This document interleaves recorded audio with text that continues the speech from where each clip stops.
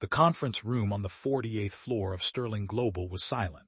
Outside, Manhattan glittered beneath the evening rain.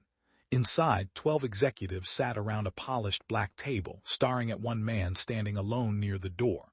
His name was Daniel Carter, 42 years old, a single father, former military logistics officer. And for the last 7 years, one of Sterling Global's most dependable operations managers. Daniel wasn't wealthy. His suit was simple. His watch was old. And his phone had a cracked corner because his 10-year-old daughter, Lily, had accidentally dropped it the week before. But Daniel had something money couldn't buy: integrity. That evening, however, integrity had made him the most hated man in the room. At the head of the table sat Victoria Sterling, the company's 43-year-old CEO, powerful, cold, and famous for never changing her decision once it had been made. She slammed a folder onto the table. "Daniel, you embarrassed this company today." Remained calm. "With respect, Ms. Sterling, I prevented a $12 million shipment from being released with fraudulent documentation." Victoria's eyes narrowed. "You accused our regional director of fraud. I showed him the evidence. He has denied everything." Nodded, then investigated. A few executives exchanged nervous glances. Victoria stood. "You don't tell me how to run my company." Looked directly at her. "No, ma'am." "Then apologize." "What? For publicly questioning a senior executive?" Took a slow breath. "I won't apologize for protecting the company." The room went completely silent. Victoria's face hardened. "You seem to have forgotten who you are speaking to," answered quietly. "No, I know exactly who I'm speaking to." She walked toward him. "Then perhaps you also understand what happens when an employee refuses a direct order." Said nothing. Victoria pointed toward the floor. Several executives looked shocked. Daniel stared at her. "What? You heard me." Victoria's voice became colder. "Kneel down and apologize to Mr. Reynolds." Regional director, sitting near the end of the table, smiled. Daniel looked at him, then at Victoria, then at the executives watching silently. "No." Victoria's expression changed. "No, I'll resign before I kneel for something I didn't do." Someone at the table whispered, "He's finished." Victoria stepped closer. "You think you're too important to be replaced?" Daniel shook his head. "Then why are you refusing?"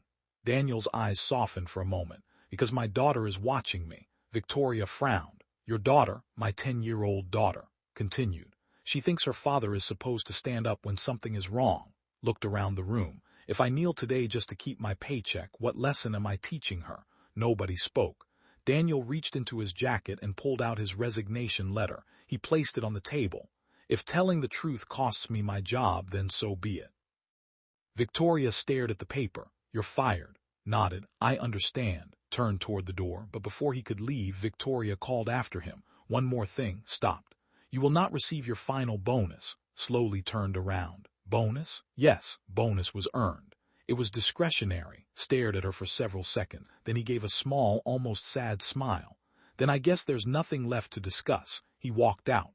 The elevator doors closed behind him. Daniel finally exhaled. His hands were shaking. Not because he was afraid of losing his job. He was afraid of telling Lily. His phone buzzed. "Lily, Dad, are you coming home soon?" Daniel smiled sadly. "Daniel, yes, sweetheart." Another message arrived. "Did you win?" Daniel stared at the screen, then typed, "I stood up." Lily replied almost instantly. "Then you won." Daniel's eyes filled with tears. He had no idea that someone else had read those messages.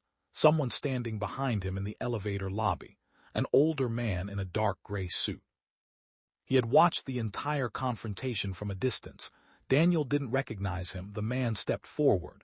"Mr. Carter." Turned. "Yes. You don't know me?" "No." The stranger extended his hand. "Name is Richard Sterling." Froze. Sterling, the founder, chairman of Sterling Global, Victoria Sterling's father. Daniel slowly shook his hand. "Sir." Richard looked toward the elevator. "Daughter told you to kneel." Daniel hesitated. "Yes." Richard's expression became unusually serious. "And you refused?" "Yes." Richard nodded. "Good." Looked confused. "Sir." Richard reached into his coat and pulled out a phone. "I've been listening to the board meeting for the last 20 minutes.